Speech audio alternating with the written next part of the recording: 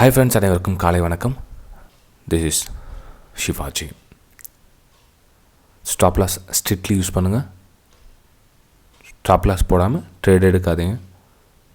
அதே சமயத்தில் உங்களுடைய லைக்ஸ் மேக்ஸிமம் எதிர்பார்க்குற ஃப்ரெண்ட்ஸ், அதாவது நம்ம புது சப்ஸ்கிரைபர்ஸ்க்கு மட்டும் இந்த விஷயம் சொல்கிறேன். ரெகுலராக பார்க்குற நம்ம சப்ஸ்கிரைபர்ஸ் எல்லாருமே சரி, ஒரு லைக் பட்டனை கிளிக் பண்ணிவிட்டு நெக்ஸ்ட் வீடியோ பார்ப்பாங்க. எல்லாருக்கும் எனக்கு தெரியும். அந்த 200 லைக்ஸ் வருதில்லை, ஃபஸ்ட் லைக்ஸ், அது எனக்கு தெரியும். இந்த அடுத்த வர 100 லைக்ஸ் இருக்குங்க, அந்த 300 லைக்ஸ் கிட்ட போகுன்னு சொன்னீங்களா, அது வந்து புதுசாக பார்க்குறவங்க வீடியோ பிடிச்சிருந்தா லைக் பண்ணுவாங்க. நோ ப்ராப்ளம், அது நீங்கள் பிடிச்சிருந்தா லைக் பண்ணுங்கள். அது ஒன்றும் கம்பல்சரி ஒன்றும் கிடையாது. ஏன்னா ஜஸ்ட் ரீமைண்ட் பண்ணேன். ஏன்னா வந்து ஒரு வீடியோ பார்க்க லைக் பண்ணணும்னு தோணாது.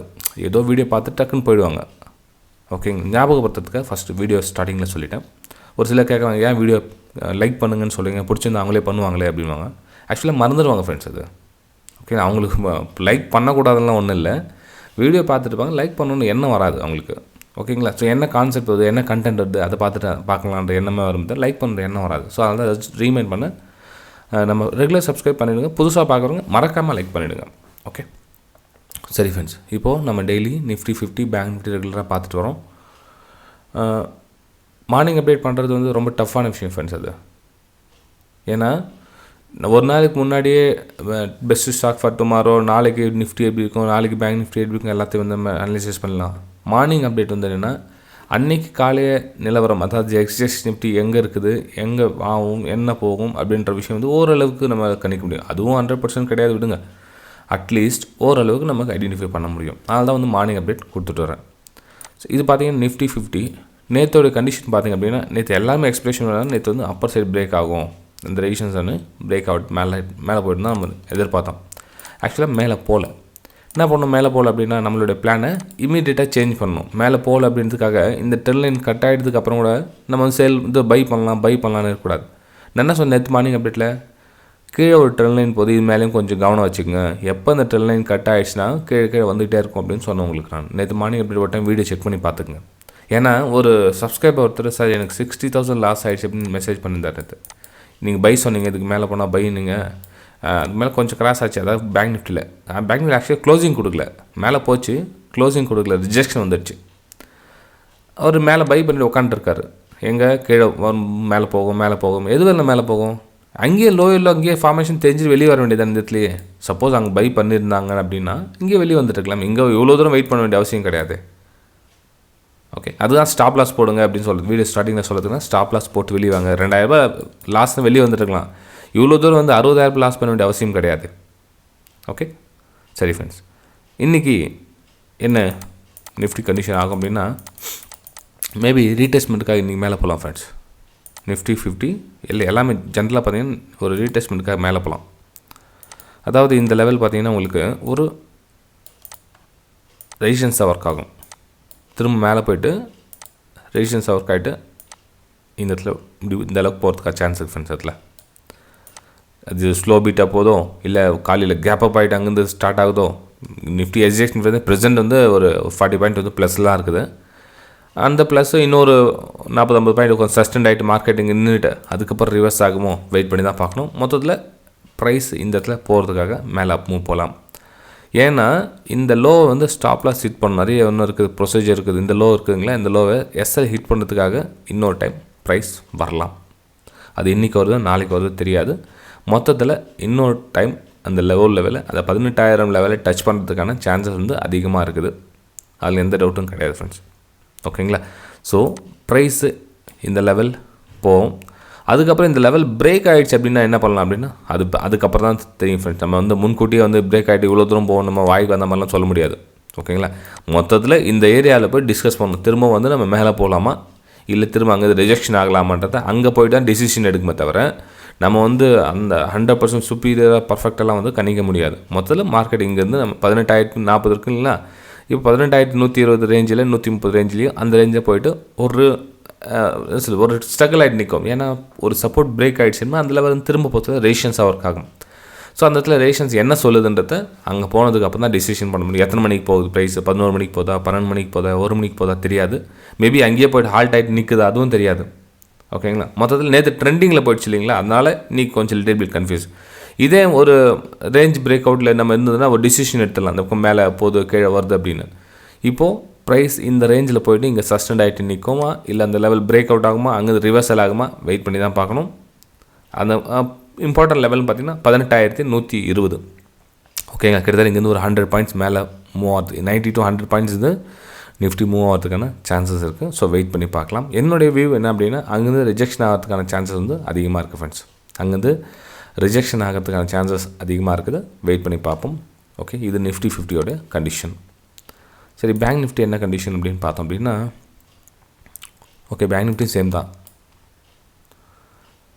பேங்க் நிஃப்டியும் ஓகே, நான் சொன்னேன் இல்லைங்களா அந்த ஸ்டார்டிங்கில் இந்த பாருங்கள், மார்னிங்கில் பை பண்ண இடம் சொல்ல க்ளோசிங் மேலே வந்து பாடியோட க்ளோசிங் கொடுத்துச்சு, ரைட் ஓகே. ஆனால் அங்கேருந்து இமீடியட் செகண்ட் கேனில் பார்த்தீங்கன்னா ரிஜெக்ஷன் காமிச்சிச்சு பாருங்க. சப்போஸ் பை பண்ணியிருந்தாங்கன்னா அங்கேயும் கட் பண்ணிட்டு வருவேன். லோயில் ஃபார்மேஷன் ஆகிட்டு எந்த டைம் ஃப்ரேமில் சப்போஸ் 1 மினிட்ல எடுத்திருந்தாருன்னா 1 மினிட்ல உங்களுக்கு கண்டிப்பாக அந்த மாதிரி ஃபார்மேஷன் கிடச்சிருக்கும். உங்களுக்கு அந்த இடத்துல ஹையில் அந்த மாதிரி ஃபார்மேஷன் கிடச்சிருக்கும். சப்போஸ் மேலே பை பண்ணியிருந்தீங்கன்னா உங்களுக்கு இந்த மாதிரி ரேஞ்ச் கிடச்சிருக்கும். டாப்பில் கிடைக்காமலாம் இருந்திருக்காது. என்னென்னா ஸ்டாப் லாஸ் கொடுக்கறதுக்கு மனசு வரல. அந்த 2,000 நம்ம ஏன் கொடுக்கணும், 3,000 நம்ம ஏன் கொடுக்கணுன்றது. ஸோ 60,000 1 லட்சம் வரலும் வெயிட் பண்ணியிருக்காங்க. அதுக்கப்புறம் எத்தனையோ சான்ஸ் கொடுத்து நம்ம டெலிகிராம் சேனலில் எத்தனையோ சென்ட் பண்ணியிருந்தேன் இல்லைங்களா உங்களுக்கு நான் லைவ் மார்க்கெட்லேயே. ஸோ செல்லிங்கான வியூ இருக்குது பாருங்கள், அந்த பக்கம் ரிஜெக்ஷன் ப்ரைஸ் தெரியுது அப்படின்னு சொல்லிட்டு 930 939க்குலாம் சொல்லிட்டேன் உங்களுக்கு நான். ஏன்னா இந்த லெவல் கட்டானு கிளியராக தெரிஞ்சிச்சு அங்கேருந்து. ஏன்னா உங்களுக்கு இந்த ரேஞ்ச் இந்த மாதிரி வெட்ஜ் பேட்டர்ன் வந்தாவே உங்களுக்கு ரைசிங் வெட்ஜில் ஆல்மோஸ்ட் ஃபால் தான் ஆகும். இருந்தாலும் மார்க்கெட் வந்து புல்லிஷில் இருந்ததுனால சரி, அதுக்கு எதுவும் சிக்னல் வராமல் நம்ம எப்படி சொல்ல முடியும். சிக்னல் வந்ததுக்கப்புறம் தான் சொல்ல முடியும். சிக்னல் வந்தது எப்போ 939க்கு. ஸோ 939க்கு உங்களுக்கு நம்ம ஃப்ரீ டெலிகிராம் சேனல் நேற்று சொல்லிட்டேன். இவ்வளோ நாளாக நம்ம வெபினார் ஸ்டூடெண்ட்ஸ் கூட தான் எல்லாத்தையும் ஷேர் பண்ணிட்டு இருப்பேன். சரி, நேற்று ஒரு நாள் நம்ம சப்ஸ்கிரைபர்ஸ்க்காக ஃப்ரீ டெலிகிராம் சேனல் இந்த விஷயம் ஷேர் பண்ணிடலான்றதுக்காக நேற்று ஒரு நாள் ஷேர் பண்ணிட்டேன். ஓகே, சரி ஃப்ரெண்ட்ஸ், இன்றைக்கி பேங்க் நிஃப்டி என்ன சேம் அதே தான். நிஃப்டியில் என்ன சொன்னோம் அதே தான். 43,200 வரலும் ப்ரைஸ் இன்னொரு டைம் டச் பண்ணுறதுக்காக மேலே போகும் ஃப்ரெண்ட்ஸ். ஓகேங்களா, இதுலேயும் அவள் தான் இந்த ரேஞ்ச் எப்படி இருந்தாலும் பிரேக் ஆகிறதுக்கான சான்ஸ் இருக்குது. ஆனால் எப்போ பிரேக் ஆனால் ஒரு புல் பேக், அந்த புல் பேக் எவ்வளோ தூரம் போகும்னு சொல்ல முடியாது ஃப்ரெண்ட்ஸ். மேபி இதில் 43,200 200 தான் போய் டச் பண்ணணும் கிடையாது. அந்த 200 போகிற வழியில் எங்கே வேணாலும் ப்ரைஸ் திரும்பி இந்த மாதிரி வர்றதுக்கான சான்ஸ் இருக்குது. ஸோ வெயிட் பண்ணுங்கள். இதில் உங்களுக்கு சேலிங்கான ஆப்பர்ச்சுனிட்டிஸ் என்ன, இந்த 10 லைன் ட்ரா பண்ணுங்கள், இந்த 10 லைன் கட்டான சேல் பண்ணுங்கள். ஸோ சேலிங்கான ஆப்பர்ச்சுனிட்டி மட்டும் பாருங்கள். ஓகேங்களா சார், நான் 43,200க்கு மேலே கட் ஆகிட்டு மேலே போயிடுச்சு, நான் இங்கேருந்து சேல் பண்ணலாமா அப்படின்னா கொஞ்சம் ரிஸ்கி டேட் அமையும். ஏன்னா இப்போ மேலே இந்த சப்போர்ட் பிரேக் ஆகிடுச்சுன்னா இது நான் திரும்ப சொல்ல இது சப்போர்ட்டாக ஒர்க் ஆகும். இது 43,200 அப்படின்றது சப்போர்ட்டாக ஒர்க் ஆகும். திரும்ப மேபி அங்கேருந்து அப் அண்ட் ஸ்டார்ட் ஆனால் சொல்ல முடியாது. ஸோ 43,200க்கு உள்ளே வரல நீங்கள் சேலிங்கான வியூ பார்க்கலாம். ஓகேங்களா, ஸோ மேலே போய்ட்டு ஒரு வேலை மேலே போயிடுச்சு, திரும்ப 43,200 கிராஸ் ஆகிட்டு கீழே வரல நீங்கள் சேலிங்கான வியூ பாருங்கள். முதல்ல 43,200 லெவலில் ஞாபகம் வச்சுங்க. அது கீழேருந்து போக சொல்ல ரெசிஸ்டன்ஸாக ஒர்க் ஆகும், மேலேருந்து வர சொல்ல சப்போர்ட்டாக ஒர்க் ஆகும். அதே மாதிரி கீழே பார்த்தீங்கன்னா இந்த லெவல் கட் ஆகிட்டு அதாவது 42,800 டச் பண்ணுறதுக்கான சான்சஸ் இருக்குது. கீழே லோ லெவல் 43,200 லெவல் டச் பண்ணுறதுக்கான, அதாவது இங்கே ஸ்டாப் லாஸ்லாம் போட்டிருப்பாங்க. இந்த ஸ்டாப் லாஸ் ஹைட் பண்ணுறதுக்காக மார்க்கெட் கீழே வரதுக்கான வாய்ப்புகள் ரொம்ப ரொம்ப அதிகம். ஓகேங்களா, ஸோ செல்லிங்கான வியூவை பாருங்கள். மார்க்கெட் மேலே போட்டு விடுங்க, ரைஸ் பண்ண விடுங்க. எவ்ரி ரைஸிங் வந்து சேலிங்காக யூஸ் பண்ணிங்க விடுங்க. 43,200 வரை நீங்கள் சேலிங் வியூவே பார்க்கலாம். ஓகே, இது வந்து பேங்க் நிஃப்டியோடைய வியூ. ஃபின் நிஃப்டியோட வியூ பார்த்துலாருங்க. ஃபின் நிஃப்டி சேம் அதே மாதிரி தான். ப்ரீவியஸ் சப்போர்ட் இப்போ வந்து ரெசிஸ்டன்ஸாக ஒர்க்காக இருக்குது. இது பாருங்கள், இந்த ரெசிஸ்டன்ஸ் வந்து இப்போது அந்த சப்போர்ட் வந்து ரெசிஸ்டன்ஸ் ஒர்க் ஆகிருக்கு. திரும்ப வந்து இன்னொரு டைம் மேலே பண்ணலாம். இப்போ இந்த டைம்ல இருந்து உங்களுக்கு ரெசிஸ்டன்ஸ் ஒர்க் ஆகும். மேபி இது கட் ஆச்சுன்னா இது நெக்ஸ்ட் ரெசிஸ்டன்ஸ். ப்ரைஸ் எங்கேனாலும் திரும்ப இங்கே திரும்பலாம், இல்லை இந்த இடத்துல திரும்பலாம், எங்கே திரும்ப நீங்கள் ட்ரெண்ட் லைன் இப்படி ட்ராப் பண்ணி ரெடியாக வச்சுக்கோங்க. ஸோ கட் ஆகிட்டோம் திரும்ப வந்து இந்த 18,950 லெவலில் டச் பண்ணுறதுக்கான சான்சஸ் ரொம்ப அதிகமாக இருக்குது. ஸோ வெயிட் பண்ணி பார்க்கலாம். இதுலேயும் சேல் அண்ட் பைக்கான வியூ தான் பார்ப்போம். ஆனால் இன்றைக்கி மார்க்கெட் பார்த்தீங்கன்னா கன்சல்டேஷனாக கொஞ்சம் கொஞ்சமாக லிட்டில் பிட் லைட்டாக மூவ் ஆகிட்டு இருக்கும். இதில் ரிஸ்கி ட்ரேடர்ஸ் வந்து பை அண்ட் செல் பண்ணுவாங்க. பிகினர்ஸ் வந்து அவாய்ட் பண்ணிடுங்க. ஏன்னா வந்து பார்த்தீங்கன்னா 3 கேனில் செல்லிங் ப்ரெஷர் கொடுத்துருக்காங்க. இங்கே பார்த்தீங்கன்னா பையிங் ப்ரெஷர் அந்தளவுக்கு இல்லை. பையிங் இல்லைன்னு சொல்லலை. ஆனால் அந்தளவுக்கு ஃபோர்ஸாக இல்லை.